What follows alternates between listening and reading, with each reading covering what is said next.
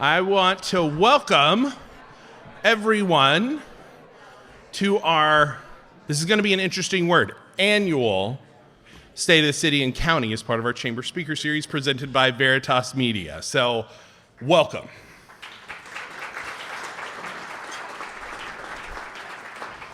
And so the reason that I say annual being an interesting word is we remember a time long ago where we used to do this more regularly. And even though we've been kind of doing this for about a year and a half, this feels like, I would actually say it feels better than when it did.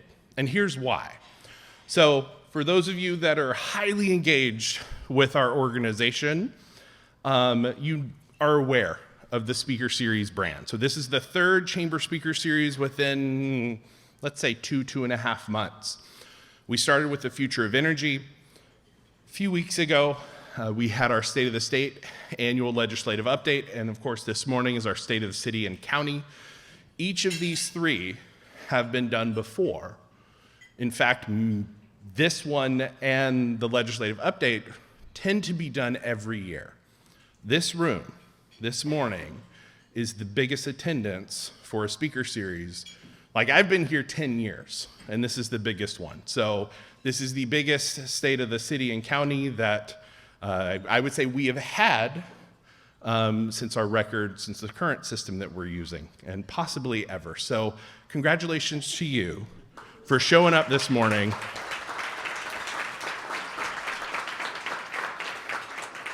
And some of you know, you don't believe me when I tell you this, that I'm an introvert. So I have to come up on stage and just kind of warm up because there's a lot of bodies staring at me right now.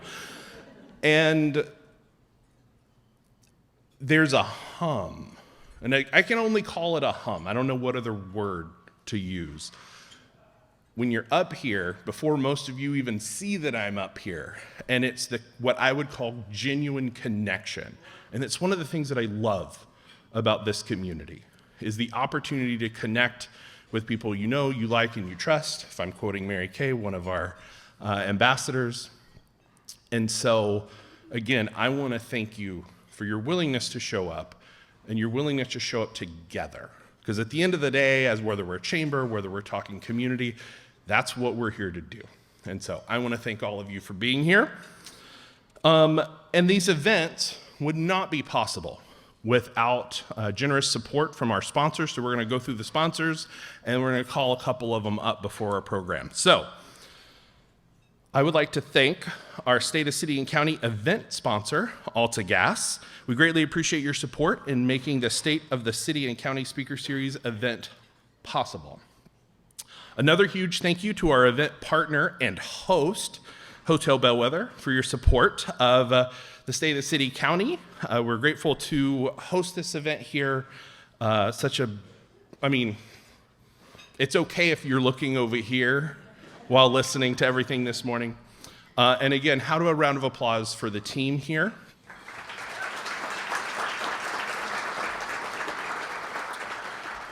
And shout out to our table sponsor, Ram Construction, for being a supporter this morning too. So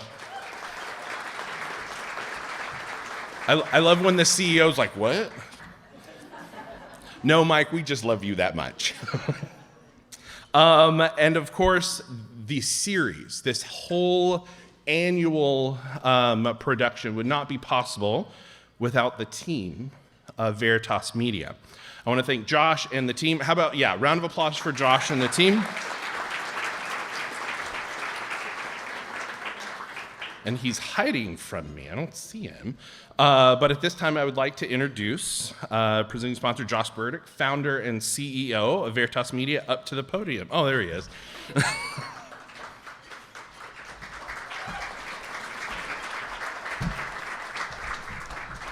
Thanks, Guy. I like throwing Guy off a little bit here. Well, thanks all for being here today and being a part of this this series. This is really where I believe, the real conversations are happening politically. In our democracy, these kinds of meetings where we get to hear from local leaders is such an opportunity for us to participate So thank you for being here today. I am also, besides sponsoring this series, I'm really excited to be here to make a special announcement today about a couple things we'll go into in a little bit. But really the Chamber, since I started my business 9 years ago, has provided me with a ton of value, a ton of benefit. I've met lots of friends. I've done business with a lot of people in this room. We've worked with the Chamber on projects over the years. I've learned more about local issues and some of the really difficult problems that face our community through programs like this and through Leadership Whatcom. It really is a great informative place to make those connections. And really building those connections is where I've found a lot of that value in the Chamber. Chamber is about building a network that you can call on when times are tough. And we've been through some of those times. Running a business or stepping up to lead in local government is not without its challenges. And the Chamber is here to help each other out. And I really believe that. We're there for one another. The Chamber is also a place where we get together and we get to celebrate accomplishments and businesses in the community that are doing great things. We've done that through the annual awards dinner. That's a tradition of the Chamber in December, and that's always great to be a part of. But today is worth celebrating for my business as I get to mark a new milestone. Brad Barron and I have had a lot of conversations over the years. I've gotten to know him, and he's one of those people that I've met through the Chamber. We've done business with Barron and done a lot of work together in this community. And, you know, and through working with that, Brad and I got to talking, what would it look like if we could partner up somehow? What would it look like if we could partner up and make a big impact in our community, locally, for Veritas, for Barron? And this morning, I'm excited to share with you all, and for the first time publicly, that as of yesterday, Veritas Media has been acquired by Barron, and we're becoming a part of the Barron family of companies. So, thank you.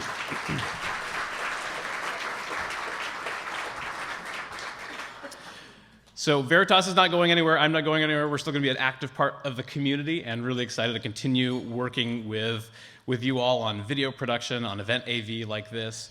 I'll be around after the event to meet you and answer any questions you might have. But it really is an exciting time for my business and this forward. And I think that's really what the Chamber has helped me to do and building some of these relationships. So with that, if I may, I'll invite Brad up just for a quick, very brief moment. Brief. Morning, everyone. You said it really well, so I'm not going to take a lot of time. We'll be in the back to answer questions or have conversations. But the main thing I wanted to be able to share is having an opportunity to work with Josh over the last probably 5-6 years on fantastic videos for Barron, and getting to see who he is, who his team, what they bring to the table, their core value alignment with Barron.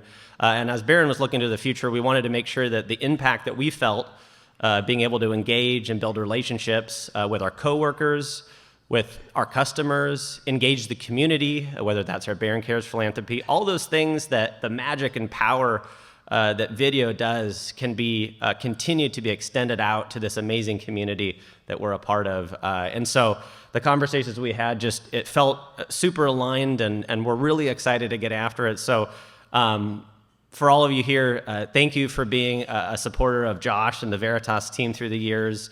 He's not going anywhere. He's going to be our managing director and founder of Veritas as part of the Barron team. And I know we got a couple Barron folks here as well. We could not be more excited to welcome Josh and Brandon and Lydia into the Barron family and continue to grow Veritas so that they in turn can take care of your coworkers, your customers, and this amazing community we call home. So before you all leave, do note that we did create some hats. They're on sale for $73. No, just kidding. They'll be free as you all leave if you'd like to take one. It says Veritas Media, Barron Family Company, and the new electric transit out there is going to be driving around the county, helping deliver awesome video and media content for y'all. So thank you, Josh. Looking forward to it, buddy. Thanks. Yep. I was also able to talk Brad into offering a 10% discount through July, so there's flyers on your table. Shameless plug there. Back to you, guy. I don't know. you're good. You're good. Thank you, everyone.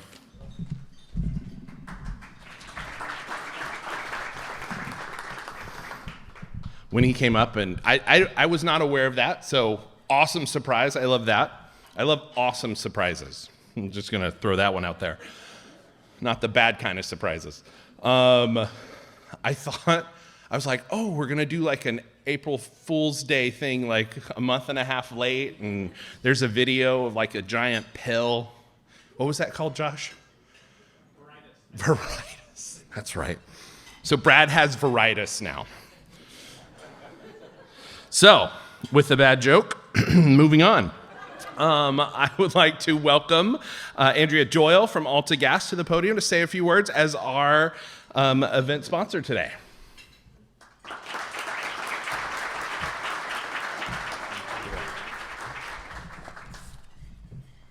Oops. There we go.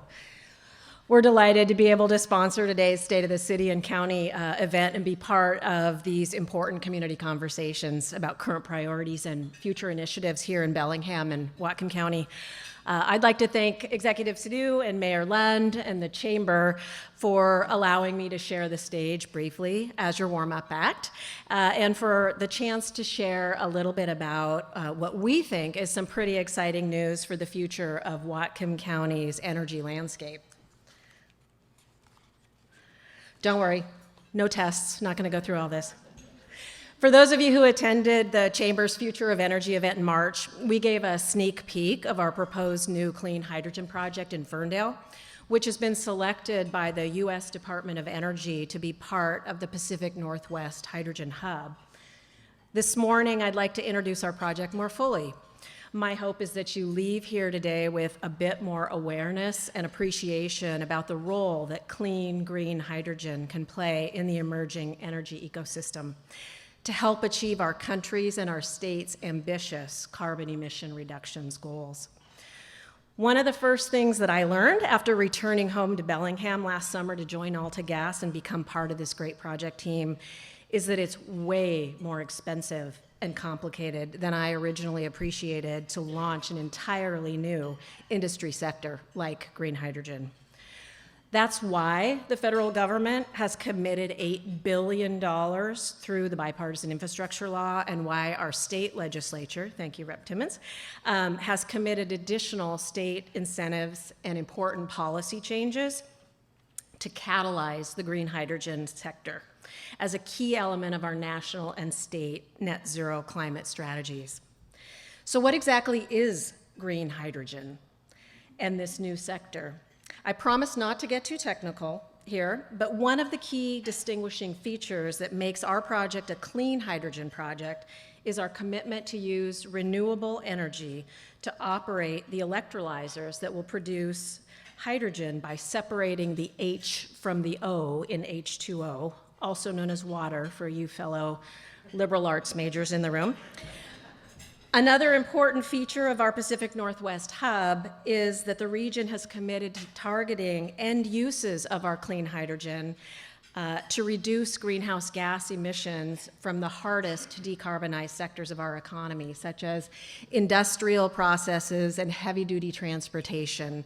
Think big diesel semi-trucks, buses, airplanes, where converting to EVs is not as feasible from a technical or reliability perspective as it is for passenger vehicles. I'm happy to report that the Pacific Northwest Hydrogen Hub is finalizing its award negotiations with the DOE as we speak to bring $1 billion of that $8 billion nationally here to our region over the next 6 to 8 years, starting this summer. Our Ferndale project is positioned to receive a substantial chunk of that $1 billion as one of the region's 8 locations in Washington, Oregon, and Montana. DOE funding, along with federal tax credits, are intended to accelerate our project through the design and construction phase and into full-scale operation out at the former Intalco aluminum smelter site. And as exciting, as important as the DOE grant award is, this energy transition is still massively expensive and complex. The hydrogen hub's success will also require extraordinary investments of private capital, as well as leveraging new technological innovations and the expertise of traditional infrastructure and energy supply chain platforms. This is where AltaGas comes in. AltaGas is a North American energy infrastructure company connecting global customers to affordable and reliable energy through our midstream and utilities businesses. One of AltaGas's subsidiaries, ALA Energy, now owns and operates the Ferndale terminal at Cherry Point that until recently operated under the Petrogas brand. The Ferndale terminal is an LPG export terminal, which means our skilled workforce of over 45 employees receives refined propane and butane by rail, pipeline, and truck, stores it, and then delivers it in bulk. ALA Energy serves domestic markets by truck and pipeline and exports propane and butane to Asian markets by marine vessels off of what you probably know of as the Intalco or Petrogas Pier. An example of how our propane is used locally is on the Lummi Reservation, where roughly half of the homes are heated by propane and served by a local distributor who receives their propane from ALA Energy. Following Alcoa's announcement of the permanent closure of the Intalco smelter in 2023, AltaGas acquired the rights to own and develop the Intalco site at Cherry Point, where we're now in the early stages of planning for the ALA Renewable Energy Ferndale Clean Hydrogen Project. We've been selected to be an anchor project in the Pacific Northwest Hydrogen Hub, which in turn was selected by the DOE to be one of just 7 regional hubs around the country out of over 79 hub applications received. As I mentioned, ALA Renewable Energy plans to redevelop what is now a mothballed industrial site out at the former Intalco plant. Our proposal is to use part of that brownfield footprint to build a new facility to operate water electrolyzers to produce, store, and distribute 100 metric tons a day of green hydrogen, also known as electrolytic hydrogen. 100 metric tons a day is roughly equal to an amount that could replace 100,000 gallons of diesel used in traditional diesel-powered engine electric motors. And that's enough to reduce CO2 emissions in the region by about 400,000 tons below current levels. Our hydrogen will be made using 3 main ingredients: water, electricity, and good-paying jobs. We'll be building and operating the project using union labor, paying prevailing wages. We expect to employ 350 to 400 construction workers during the multi-year construction phase, and between 30 to 40 full-time operators once we're up and fully running. We're proposing to make our clean hydrogen with water supplied from existing water rights, not new water rights, and we'll use less than half of the amount of water previously used by the smelter operations. Besides water, renewable power is the other main ingredient that qualifies our hydrogen as green hydrogen under state law. And we're planning to use approximately 250 megawatts of renewable power like wind and solar generated regionally. We're excited to share that we'll be working with Avangrid, a leading renewable power provider across the US, to supply renewable power for and support the development of the project. We've got a couple of Avangrid reps here this morning. Thanks for coming. We're currently planning for a portion of our clean hydrogen to be compressed and liquefied on site and then transported by truck to fueling stations along the I-5 corridor for heavy-duty transportation uses like semi-trucks, port equipment, transit buses, and the like.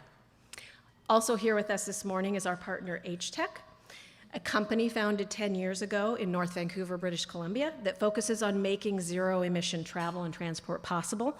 H-Tech is already well underway deploying Canada's first network of hydrogen fueling stations just across the border from us. In addition to the heavy-duty transportation end uses, we're planning to replace natural gas that is currently used to produce gray hydrogen in industrial processes like refining, and to energize peaking power plants that stabilize our region's electricity grid. Our early cost estimates place the total installed cost of this project in the neighborhood of $850 million to $1 billion. So while the DOE grant is welcome, More than 85% of the financial investment for this project will come from the balance sheet of our parent company AltaGas, our sister subsidiary ALA Energy, along with the investments of our project partners and the other supply chain companies we're working with. The best available social science research tells us that successful launch of this new hydrogen industry sector depends on not just political decisions and new economic markets, but ultimately on public attitudes and acceptance of these new emerging technologies. That's why we're taking a leading role in delivering on the Hub's community benefits mission to equitably improve the lives of the people in our host communities and the environments that they live in for now and the long term. We're doing this by publicly committing to the Department of Energy's 4 community benefits pillars and creating a local community benefits advisory committee to ensure that the people impacted by energy development have a role in the decisions that affect them, to build the skilled long-term workforce needed to power the energy transition and ensure quality jobs are accessible to all, to support equitable access to wealth-building opportunities, especially those facing systemic barriers to quality employment and training, and to maximize project benefits, minimize the impacts, and ensure that at least 40% of the benefits of the federal investments into this project accrue to disadvantaged communities here in Whatcom County. AltaGas's dialogue with area tribes is fundamental to the vision and success of our project. The DOE and the Hub have already initiated early engagements at the federal and state level, and we will be inviting the area tribes to join our advisory committee. We're also initiating partnerships with the area colleges and universities to ensure that workforce development programs incorporate the curriculum and experiences needed to train and upskill the workers of our project and the broader hydrogen value chain that will be needed to achieve liftoff. Our project's Community Benefits Advisory Group will be launching this summer as a forum for collaborating with local organizations and interest groups to surface community interests, concerns, and priorities for the project and incorporate that input into the project development and execution. We understand that a wide range of stakeholders may have important questions about hydrogen's opportunities and limitations as a decarbonization solution. Questions like, is it safe? Does it produce other air pollutants? Is the water needed for electrolysis going to cause problems for areas that are already dealing with water shortages? We believe there are good answers to all of these questions, and we want to make sure the community understands what we're doing. Which brings me to my last 2 and most important takeaways for you this morning. We invite you to learn more about our project and get involved, or to get your organizations involved in collaborating with us to realize the full environmental, economic, and social benefits that this ALA renewable energy project has to offer. Come visit our booth at the back of the room, sign up for more information, or nominate somebody to be a part of serving on our Community Benefits Advisory Committee. And finally, we're looking forward to hearing more about the state of the city and county from our today's featured speakers. But from our perspective, the state of the community's energy future will get brighter and brighter as this project advances. Thank you so much, and I'll turn it back to you, Guy.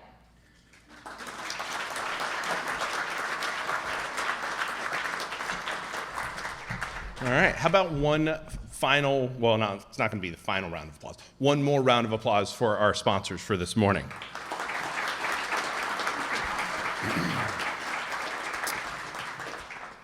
So, on behalf of the Bellingham Regional Chamber of Commerce, I'm excited to welcome you all to the 2024 State of the City and State of the County Speaker Series. You will notice on your, there's actually a lot of paper on your tables now that I see, but there's those little rectangle ones. Those are your question cards. So if you have a question that comes up through the course of the morning, write it down. We will be around to pick them up for a Q&A following both speakers. So, without further ado, I would like to introduce and welcome for her first State of the City, Mayor Kim Lund to the podium to provide an update on current activities and plans for the future. Everyone, Mayor Kim Lund.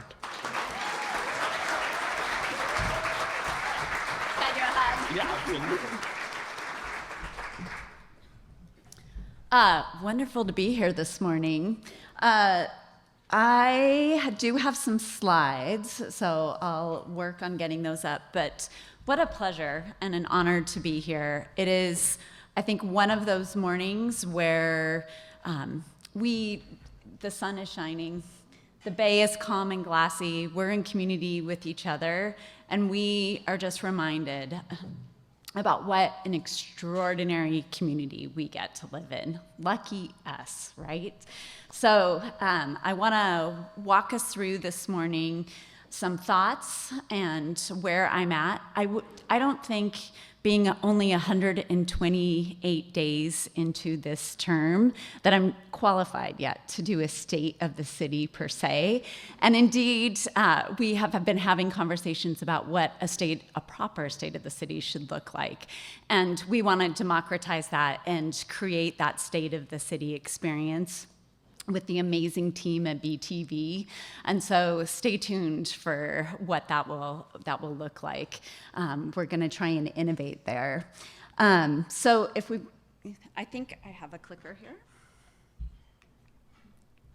So what I wanted to share with you all this morning are things that you might not know, things that might not be in the news. I was searching for things that would be of value and relevance for this audience in particular. And so I wanted to share a little bit about where we are at, and in particular, my work as the executive at the city right now.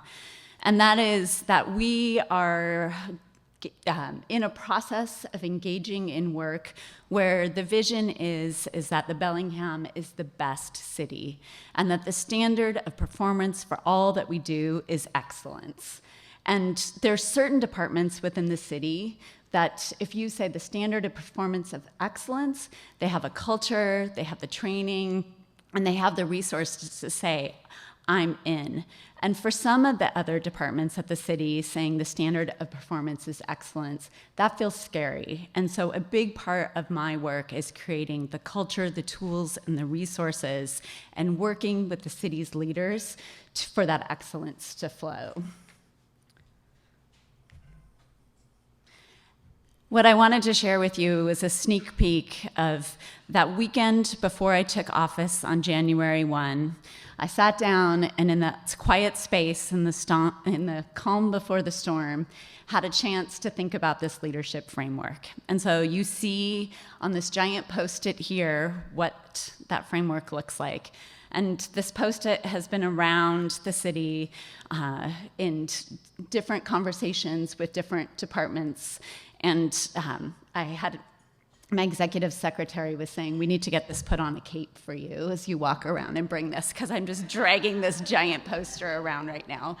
So we talked about the culture, the systems, and the tools to do our work, and really coming around and what is the work. And the work is what you know. It is the things that cities do. It is the basic operations of good government.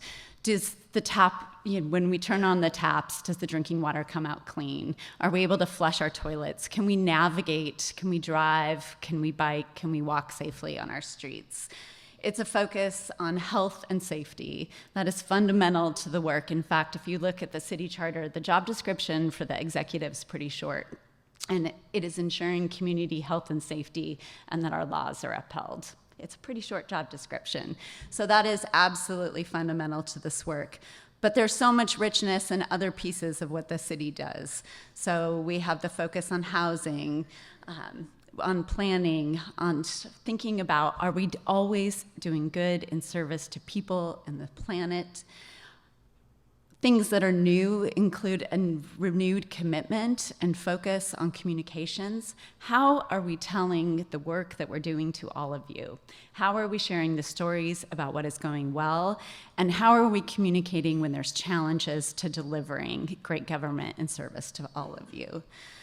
We have a renewed focus on economic development, on the customer experience. And the customer, when we say that, is everyone in this room and in this community. And also, if we think about what great cities do, great cities also have a significant focus on the arts and cultural opportunities. So while health and safety is paramount, so is arts and culture. So I'm going to skip over this just in the interest of time. That was a logic model. I'm happy to go over that. We start with clear expectations, a framework of accountability, and it ends in joy in that logic model, because really we want everyone to find joy and purpose and connection in the work that they do. So what does putting this vision into practice look like so far at 128 days?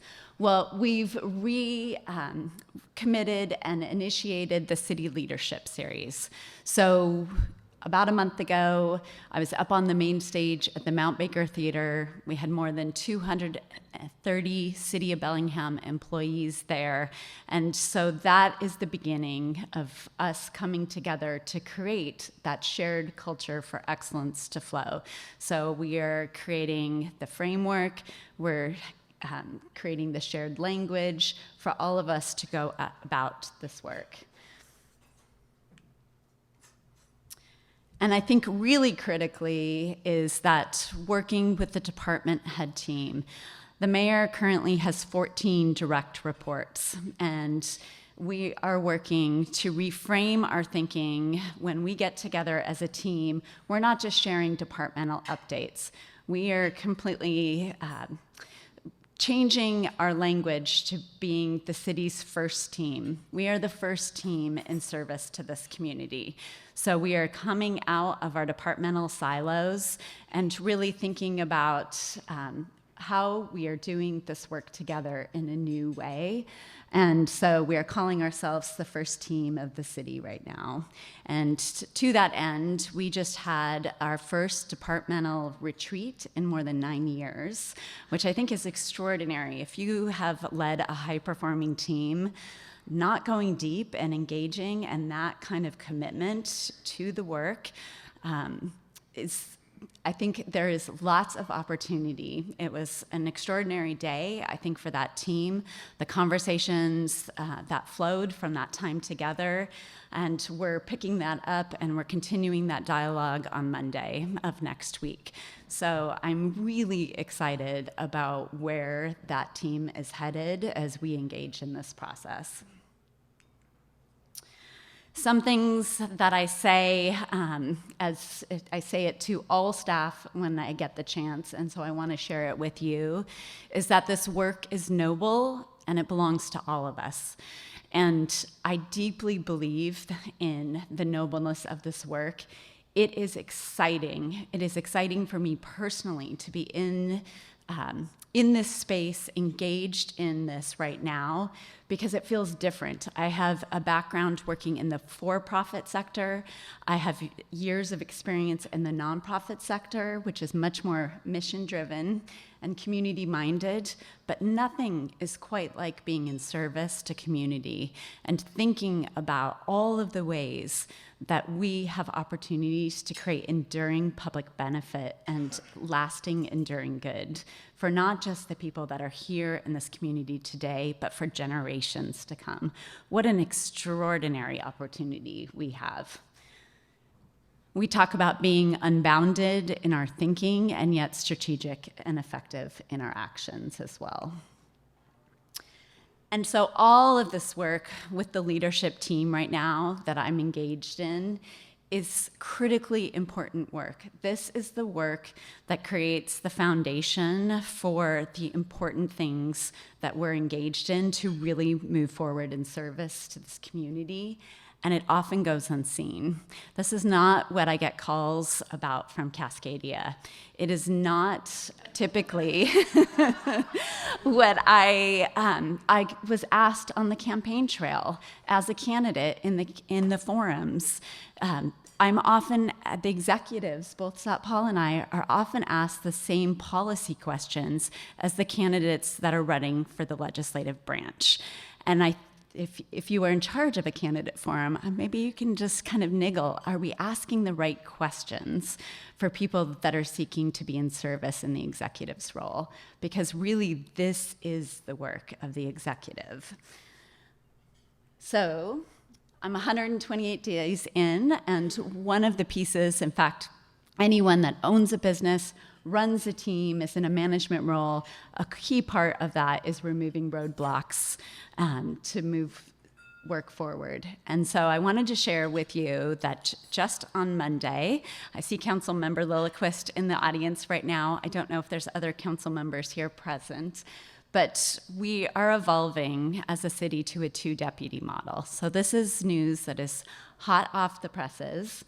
And so I think we are in the process of acknowledging the Bellingham I grew up in was just over 30,000 when I was growing up in the 70s here.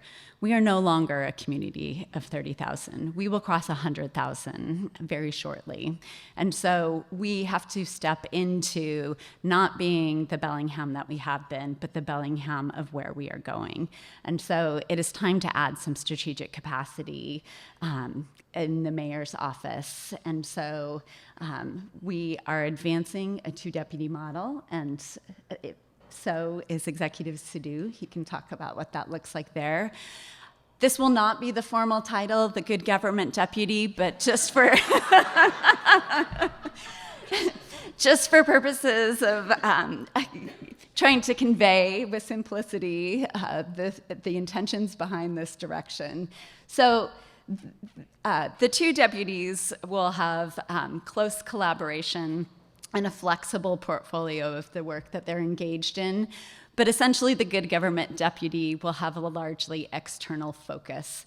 And some of the portfolio of that work will be communications and community relations, a focus on government-to-government work. So much, I think the pandemic made this so clear that we are deeply connected in our partners at the county and elsewhere. And so we really want to make sure we have someone dedicated to the strength of those relationships and the work that we're doing together. Tribal relations, we don't have a dedicated tribal liaison at the city right now. So this individual will have a focus on doing that work better, focus on boards and commissions, legislative priorities and appropriations. There's so much opportunity for us to do better about being strategic in our asks at both the state. I see Representative Timmons here. And in fact, the state legislative representatives from both the 40th and 42nd presented at City Council just this week, and there was an explicit invitation for the city to do more on this end. So we are stepping into that. Appropriations, organizational development, and customer experience, which I talked about briefly. The other deputy is the Great Cities Deputy, and actually, if I didn't have this job, maybe I'd apply for this one. So this sounds really exciting to me personally. This is thinking about how does Bellingham step into the city that it is right now of 100,000, and where are we heading? How are we having a smart growth approach to all that we're doing? There's a lot of integration between our transportation thinking, our climate work, our housing, all of that, having that kind of urbanist focus and expertise, thinking about safety, health and well-being, about economic development, about arts and culture. And then last but not least, council also approved the funding for the Strategic Initiatives Manager. And this position will have a focus on health and human services. So the city of Bellingham does not have a health department. We're dependent on our excellent team at the county to be in service. The county is the seat of public health for all of Whatcom County. And so right now, we have this work living in planning and community development. We have it living in the Parks Department. We have some of it living in the mayor's office. And so when we have this diffuse approach to doing this work, we don't do it as well as we should be, and it's critically important. And right now, I don't want our economic development manager to be working on the contracts for emergency winter shelter. I want the community's economic development manager to be focusing on projects like Old Town or Millworks. I want those kinds of big catalytic projects to be moving forward. And so we're going to unleash capacity in that team by having a dedicated resource with this health and human services focus. And this will become critically important over time because also, just on Monday, our council agreed to the interlocal agreement about funding and operating for the new jail and behavioral health center that voters passed. I believe that the county council passed that unanimously last night as well. And so starting in July, the city will begin to receive revenue from that sales tax that the voters approved. And the 25% that we're going to start to receive that won't be going to the capital contributions is going to be going to the Justice Project Implementation Plan goals and strategies. And we need to be good stewards of that money and making sure that we are meeting those goals and priorities of the Justice Project Implementation Plan. So we need people dedicated to supporting that work and doing it well. Some of the top priorities at the city and that are fore of mind for me include the budget.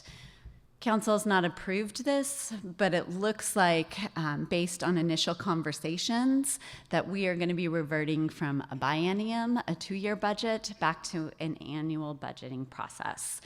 This will give more clarity to our department heads, and I have some explanatory slides that show that the city we have a problem in our general fund right now. I'll have slides that explain that further, but we are working to close about a $5 million revenue shortfall right now. We are running an operating deficit at the city of Bellingham. And so having that annual versus 2-year process will give clarity and more timely feedback to how we are doing as we work to close that goal. What else did I want to say on that? Talking about the process of budgeting at the city as well. I think one of the values of our work and coming together with that first team in service to the city will be as we enter into the budget process. We have been in a period where we have been expanding services. We've been adding a lot of people to the city. In fact, a recent employee survey shows 40% of the nearly 1,000 employees at the city have been there for less than 5 years. So we've been through a period of extraordinary growth, and that is not tenable based on our current fiscal reality right now. And so we are going to have to make some hard decisions. It's easy when there's abundant resources for each department to continue to advance their work. But we're in a position right now where we are going to have to make hard choices. And so we will be in a process together where that team will be working as a group. In fact, I already hear some horse trading where I hear Fire saying, I'll give you 1 FTE to HR because I can't do my reclassification and compensation work fast enough. And so we're going to come together and we're going to have those hard conversations, and we're going to commit as a team to the budget. When I talk about the fiscal picture, there is a lot of opportunity in that we have nearly 100 vacancies right now. So I don't see us being in a picture where we are having reductions in the existing staffing team. Where there's a lot of opportunity is for us to look at that list of 100 vacancies and do a bit of triaging and each department head looking at and saying, these are the positions that are mission critical that I've identified, and the city needs to continue to invest in these positions, and thinking critically about what can go left unfilled right now. So that is what the process will look like. Talking about health and safety as a top priority and foundation for which all of our programs are built upon. So we talked about adding the new position. being a steward of this new jail tax funds, and working on meeting the justice plan implementation, or the justice project implementation goals and priorities. Planning and development is just critical. We have a state mandate to build about 18,000 units across the continuum from shelter to market rate housing. And if you've seen Director Lyon present on this at Business and Commerce, he recently presented slides to this effect at City Club a few weeks ago. We have allocations across the continuum of housing of what that looks like, but that's a lot of units. And we are building on average right now just over 600. So we have a lot of work to figure out how we're stretching to meet those goals. And if we think about it, and Guy never misses an opportunity to remind all of us that housing is connected to so many of the issues that we have. We are in the middle of an opioid and fentanyl crisis, and there are connections to the high cost of housing in our community. If we talk about economic development, what is holding us back in some ways is the high cost of housing. We have employers come to this community say, yes, all of this is amazing. I've been on the bike trails, I've been out on the bay, but I can't afford for my employees to live here. And as an executive with nearly 1,000 employees, I live with the reality, and I see some nonprofit partners in this room right now. There's many people who go to work in service to our community every day that cannot afford to live in this community. So there is a lot of work for us to do on that. We need to have a plan for Post Point. And what comes next there. And indeed, we have deferred a lot of maintenance on that facility. We are going to have to make some hard, expensive decisions about the future of how we treat wastewater in this community. And we have deferred maintenance on many of our buildings across the city. So I'm excited that we're working right now on a comprehensive facilities inventory and assessment report, and we'll be communicating out to all of you. Municipal Court absolutely is the #1 failing building besides Post Point right now, and it's a competition for what comes next. So we're going to have to make some hard choices about how we're investing and working on the buildings to do all of this work. And also climate. I think that that is fore of mind for me as well. We have an obligation to mitigate now. We are in a code red for humanity. If you look at the science, and we own this work. We all own it. It is a global problem, but deferring, embedding this work throughout the city will cost us more later. So I wanted to expand a little bit. Maybe some of you have seen this slide before, but this is a projection of expenses. It's actual where we have been, and it's a forward-looking. The dark blue is the forward-looking. The top line is our expenses at the City of Bellingham. It's listed by year on the x-axis at the bottom, and you can see that we are spending down our reserves. The purple part was the addition of federal allocations in response to the pandemic. So we are dispersing. This year will be the last year for any uncommitted ARPA funds. And for a period of time, the city in the dark green had unrestricted reserves.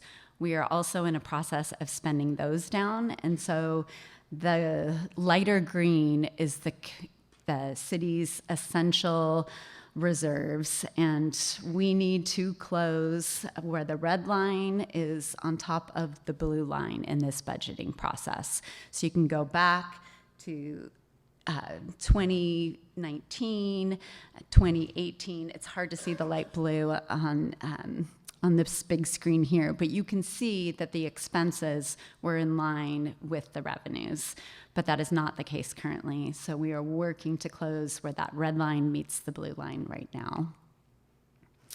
And I just wanted to highlight this slide because we all receive information on our, and I see Guy taking step by step, getting closer to me right now.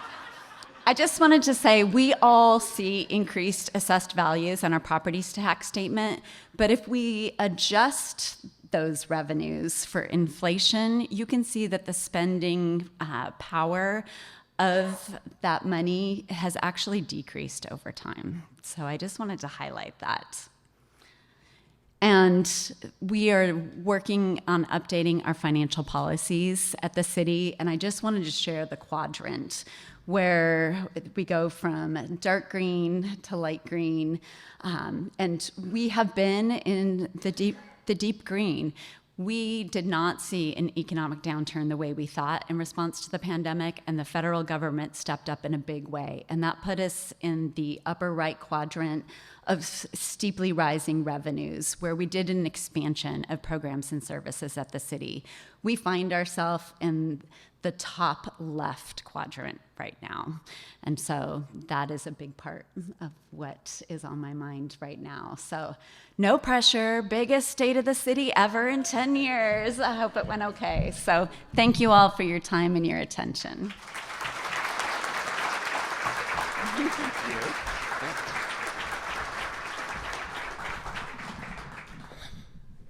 There is no gracious way to do that at all. And so I so appreciate Mayor Kim Lund. One more round of applause.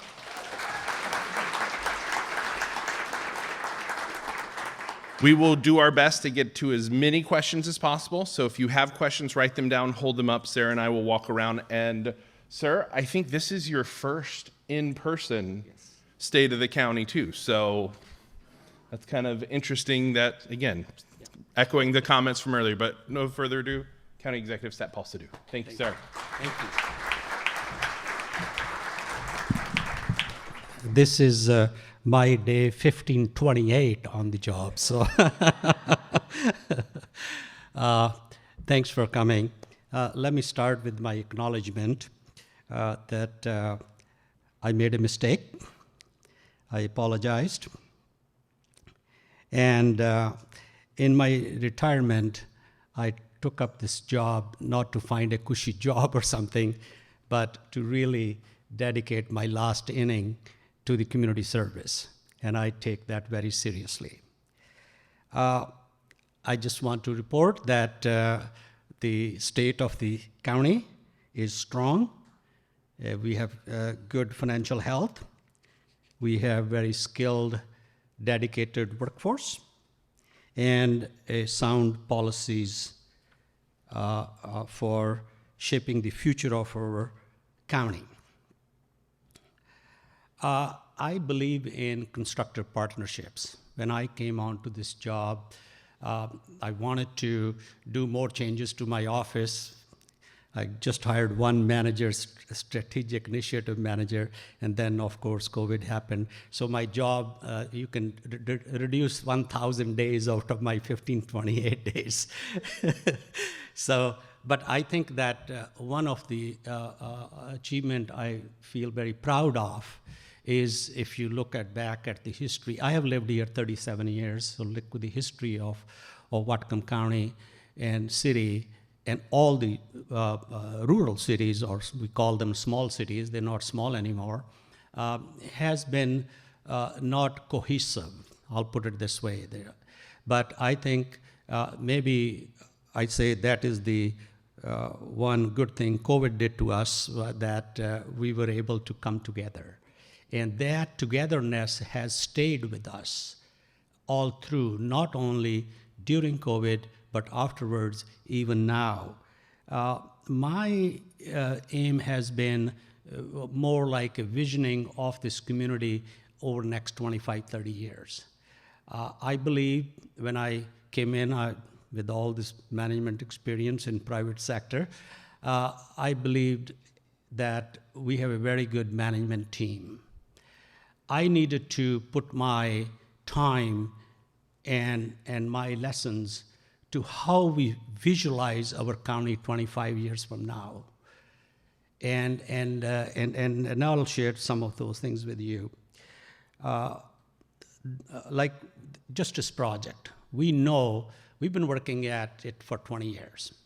I was on the council when 2015 the ballot measure failed, and 2017 ballot measure failed. We did a listening tour of the county, learned about that, what people want, and people gave a clear message. We want treatment over punishment. People didn't say we are against the jail or against incarceration, but we want how you can show us that treatment over punishment. And we took that lesson. Of course, COVID started. I will keep saying that again and again. And in 2022, we built a team, Stakeholder Advisory Committee, went through 2 years of planning. And we were able to come up with a plan that same community, which rejected the same ballot twice, they approved with 63% positive vote. So I think that those are the things which are very hard and long and patience needed to achieve those. But I'm very proud. The other thing was that I want to share with you is the financing arrangement. Normally, I know we have limited time, I'll try to be short. Normally, when we put a sales tax, 40% of the sales tax automatically go to the cities. County gets only 60%. No matter what we do, county does. That's the rule. But we were able to work with all the mayors, and thank you to Bellingham and Seth Fleetwood and Kim to continue with that pathway, that we agreed that all the cities will give up their 40% sales tax to the jail construction for first 4 to 6 years. That's almost like $40 million. So if we kind of created, like, you want to buy a house, you want to do savings, and so that you can put a down payment. So for $150 million jail, we have saved $40 million as a down payment, so we will have to borrow less money. And then a strong county is good for everybody, good for every city.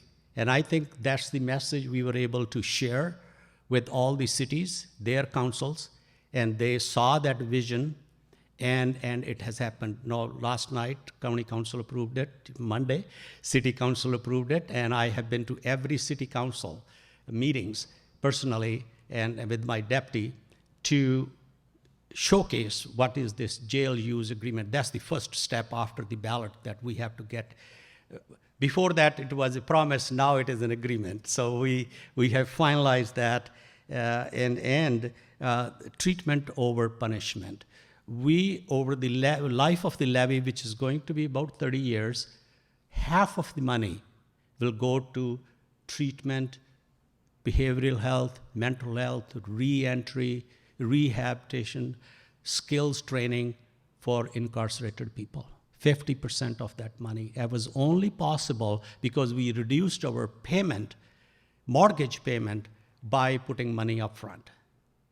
So I think that is, and I appreciate the help from everybody on doing this. The next thing is comprehensive plan. You know, this is every 10 years, county gets together, we do a 20-year plan, and then every 10 years we come back and put another 20-year plan. So it is a 20-year planning, and it will be done end of 2025. It is due to the state. There are 3 or 4 major things. One is industrial land. Alta Gas is here. I really appreciate that. We have only 2 large owners in Cherry Point. BP, Pam is here, and Alta Gas. And I have approached both of them that we should reimagine Cherry Point. I think what we have been imagining for the last 30, 40 years, that some large company or large project will come and be our savior. Now we have one on the horizon. But the definition of large projects has changed. Large projects were 500 acres, 1,000 acres you need to build a manufacturing plant or anything. Now they are very compact, small. And the jobs are much less compared to what was 40, 50 years ago. And the machinery, the technology, all has changed. So we have to change our mindset as well. Cherry Point, we have no infrastructure. I have several Canadian companies who wanting to come here. We don't have a land ready that, okay, there's a road, there's the internet, there's a sewer, there's a water. You buy 20 acres, go build your factory, go. It comes in, we show them the land. Oh, there's a 200-acre parcel here, a 50-acre parcel here. But you are on your own, more or less, because our environmental laws are much different than Canadian environmental laws. Our land development laws are much different. So we must pay close attention. So I'm working on that issue. ABC recycling, we all heard about that. It woke us up, all city and county, that we have a heavy industrial zoning right next to the residential zoning. It was just like sleeping thing. And now we know that we have to act both together, city and county, to change that. We need about 2,000 to 3,000 acres of new industrial land in our county. It doesn't have to be at one place. It has to be, could be several different parcels and things. We need that, and we need to invest in that infrastructure for that. We have to work on our environmental laws. Now, those are the laws where very few latitude we have at the county level. Most of it is driven by the state and the federal laws. But of course, we can improve our process of getting to yes or getting to approval. And I am putting a lot of efforts towards that. It may not be showing as quickly as building industry would like to see it, but I want to assure you I'm working very hard on that particular thing. And same thing goes for housing. Housing affordability, all these issues we are facing, they are not caused by the city or the county. We are way too low on the totem pole to cause homelessness or cause unaffordability. This is the result we have gotten 40 years of different priorities. I would just go that far. Different priorities by our federal government. It shows us, like, last 25 years, no common man's work has been done in Washington, D.C. We all know that. We sometimes read the paper, we ignore it, walk away, we look at it, yeah, they are like that, so just do that. But no politician would ever do anything which their constituents don't like. We should remember the principle of that. And we are as much responsible to keep repeating what is happening because we're not taking notice of it. We are kind of enjoying it. But consequences come back to us. And then we are the first government, the city council, county council, mayor, we are the first people, we know them, we can walk over to their office and we can cause a ruckus that you're not doing anything. You're not doing anything about fentanyl. So I think that is something I just wanted to put in front of you, that we have very limited powers at the city, county level to solve a more global, national issues. But we are trying. We are trying very, very hard. Let's talk about behavioral health and mental health. Mayor issued a executive order a month and a half ago, and I worked with the council, and council felt this better that the executive issue an executive order rather than council passing a resolution or an ordinance, and we did, and our health department is working on it. What we really want to do is improve the response. This is another thing. We arrest somebody or have somebody, then we have no ability to administer any medication or treatment until they agree to that. To start with, they're not able to think for themselves, but we need their permission to give them a pill or give them any treatment. A lot of times we don't understand. We say, what are you doing for it? Only thing we are left with, naloxone. Once the person is already overdosed and all this in crisis and everything, we give them a jab and say, we have done our job. We need to stop the pipeline. How come a 12-year-old kid is suicidal?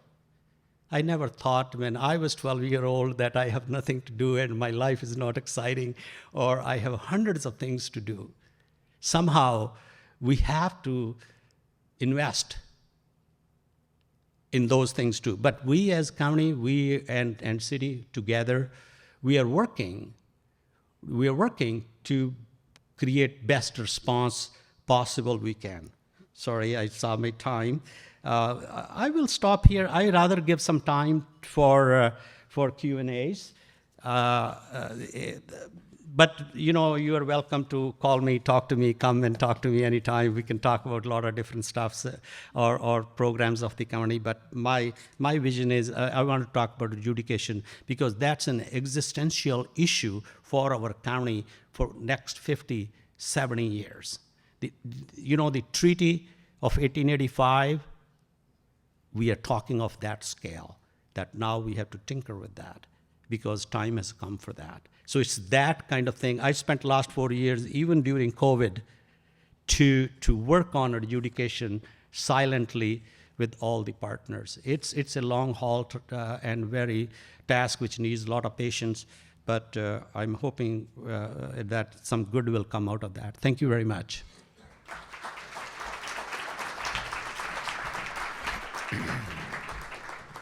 Thank you both so very much. We will enter into Q&A. We're going to plan on going about 5 minutes over, so about 10 minutes of Q&A.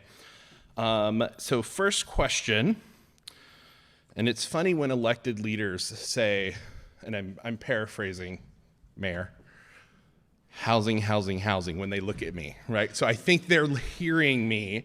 And so it feels apropos to start with a housing question. So to the city, how is the city of Bellingham preparing to embrace or handle House Bill 1110? So I feel like I should invite Michael into this conversation as well, but we are actively looking at the city of Bellingham has long had an infill toolkit. If you are a developer, you might be familiar with that product. It's well known within the community. It creates opportunities, especially around our urban villages, to drive more density and adopt different forms versus just the conventional single-family residence. And so we are working to consider changing. Right now, that's available in certain neighborhoods in the city, and we are looking at making that accessible right now before it's adopted in the 2-year time plan, applying the infill toolkit to every neighborhood. I currently live on the south side of town in a neighborhood where the infill toolkit is not available to support increased density goals or non-conventional forms of housing. And so this would create that opportunity and framework before we make a formal adoption as a city. But yeah. I just want to add that I would actually encourage cities to take more and more population. We don't want a sprawl in the unincorporated areas. I think that is something we will look at our comprehensive plan thing. I think that we should increase our UGAs. I know the cities don't have money to put the infrastructure in, but we must find a common goal or common way of doing it, because just increasing in the rural area will come back and bite us 25 years from now. We have to start thinking what is convenient today may not be convenient 25 years from now. So we need to look at that. I would also say, as part of our focus in the downtown right now. So the executive order was very much focused on stabilization measures connected to fentanyl, but there is a process where the city team, more than 20 people across all departments, are meeting every week, and we're thinking about what are the strategic actions that the city can take in the next year, next 2 to 3 years, and beyond.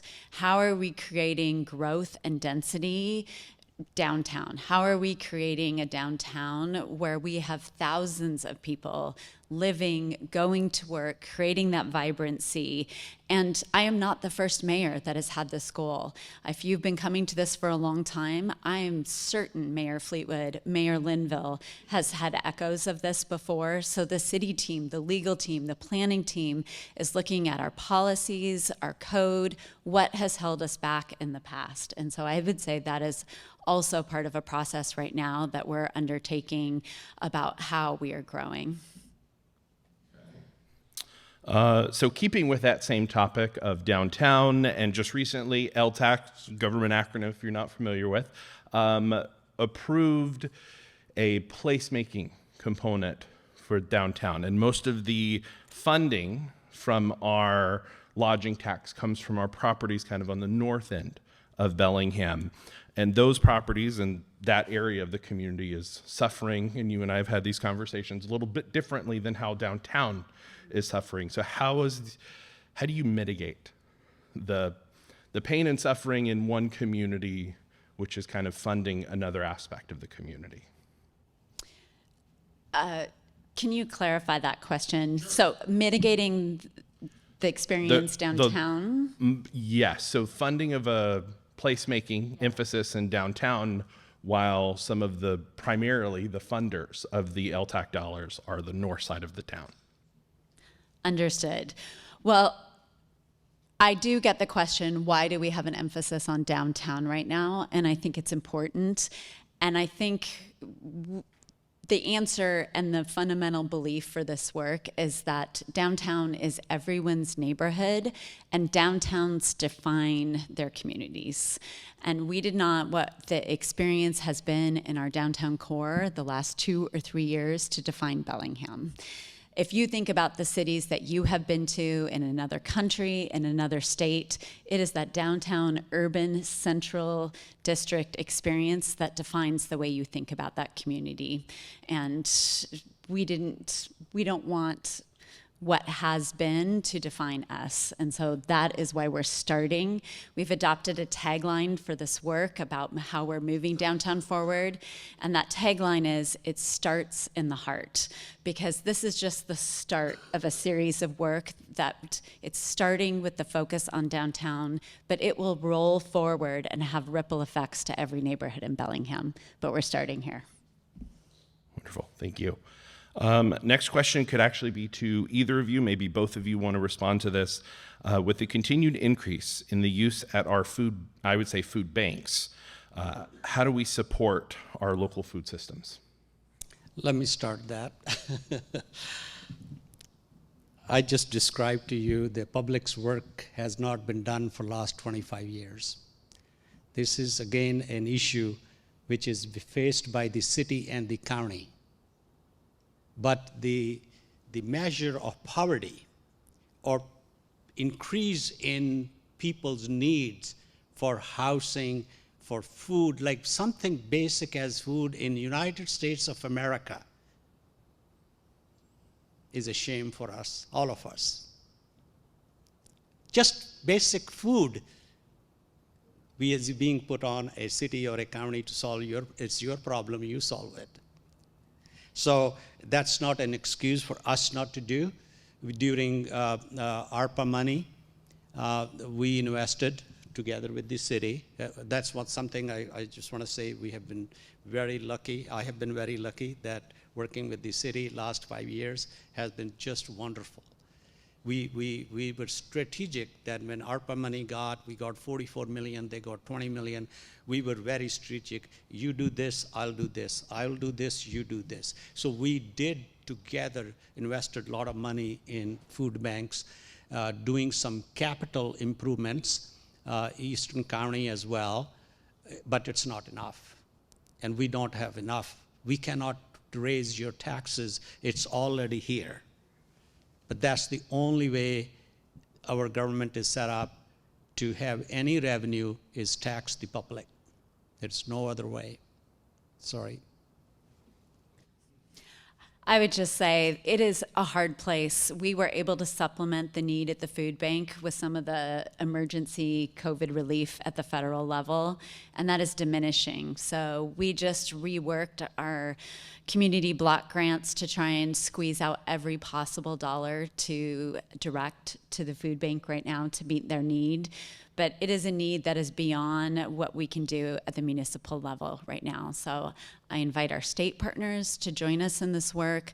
I invite our federal partners to join us.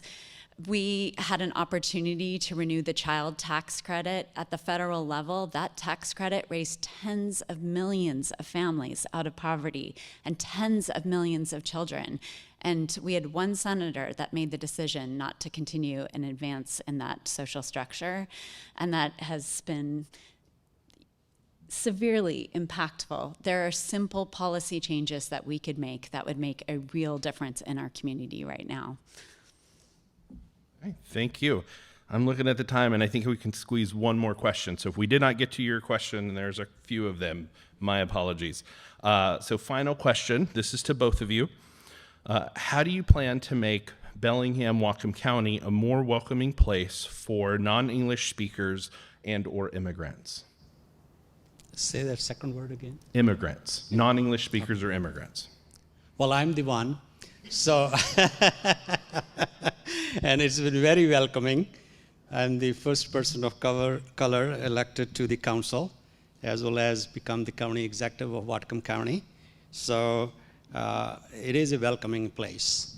I think that there are more to be done, and sometimes we mix poverty and new immigrants. They're two separate issues. A lot of programs public are expecting for to help the new immigrants is also related to the poverty or no source of income. So we think that we as a county on the language services, you would know that now in last 2 years we have been able to now provide service in multiple languages. We have several programs for new immigrants. We have a immigrant society which people came from Afghanistan, people came from Ukraine into Bellingham, and we had funding. The state helped us, and we did some of our efforts to help that. Immigration is a huge problem, so sorry, go ahead. I will just add some of the concrete work that's happening is we are establishing the Whatcom Racial Equity Commission. We have just done the appointments, completed the appointments process and the inaugural slate of members in this community that will be seated. Many of them come to that table with an immigrant background and experience. So both the city and county are investing hundreds of thousands of dollars over the next few years in the REC, the Whatcom Racial Equity Commission. And the city itself is deep in a language access project right now. And we are working on translating all of our vital documents. Every council meeting is being translated. Minutes are being translated. Agendas are being published in Spanish. I just changed signage in the mayor's office to be multilingual. So we are in a process of language access at the city right now. We want Punjabi in Whatcom County. So we are at that time. I appreciate everyone's patience, allowing us to go a little bit over. I appreciate both of your time in allowing us to go a little over. How about a round of applause for our mayor and county exec?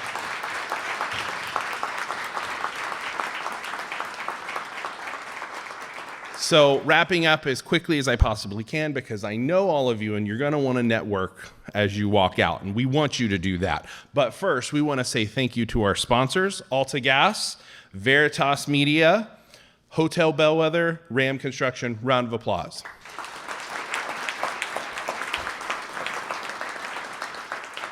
So this concludes our third installment of the Chamber Speaker Series, but we are looking forward to maybe bringing them back after summer, because I know getting this room when it starts looking like this outside gets a little bit more difficult, but we want to hear from you. What are some ideas on a speaker series that you want to hear about? We've thought about economic forecast. I saw Sabah in the room, and we were like, state of education maybe. We could maybe partner with our colleagues at TAG to do cybersecurity. Like, there's a lot of things that we can do, really important issues. So we want to hear from you what you would like to see. With that, we have a couple things coming up this week, since it is a government advocacy. It's not really advocacy, it's more government-related policy. It's filing week. So if you ever thought about being a candidate and running for office, your clock is ticking for this session, or for this upcoming election. We have our People's Bank 4th of July Spectacular coming up, kind of right here. And so that's happening in a few weeks. And so we look forward to celebrating with this community. If you want to help extend the show, let us know. We have also I think this is next week, right, Sarah? Yeah, Sarah's just like, yeah, it's happening. Everything's happening. We have our Leadership Whatcom graduation happening next week. Josh mentioned Leadership Whatcom as an alum. Speaking of, we are launching next year's cohort, so applications are live if you are interested in that program. Oh, yeah, that's good. With that, thank you.